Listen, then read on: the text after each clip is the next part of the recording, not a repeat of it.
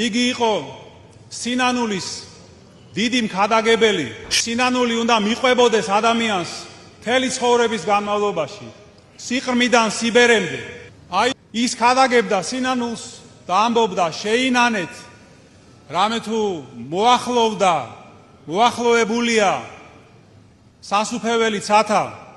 7 ივლისს წმინდა იოანე ნათლისმცემელის შობის დღესასწაულზე უწმინდესმა და უნეტარესმა სრულიად საქართველოს კათოლიკოს პატრიარქმა, ცხედა-თბილისის მთავარ ეპისკოპოსმა და ბიჯუნთისა და ცხუმ-აფხაზეთის მიტროპოლიტმა შიო მესამემ საქართველოს სამოციქულო ეკლესიის წმინდა სინოდის წევრებთან ერთად სენეკის წმინდა იოანე ნათლისმცემელის სახელობის ტაძარში სადღესასწაულო საღვთო ლიტურგია აღავლინა. სადღესასწაულო ღვთისმსახურებას მრავალი სასულიერო პირი და მორწმუნე ესწრებოდა, რომლებიც ამ განსაკუთრებულ დღეს საერთო ლოცვაში გაერთიანდნენ. ღვთისმსახურების დასრულების შემდეგ მისმა უწმინდესობამ წმინდა იოანე ნათლისმცემელის საფალზე პარაკლისი აღავლინა და მორწმუნეებს დღესასწაული მიულოცა.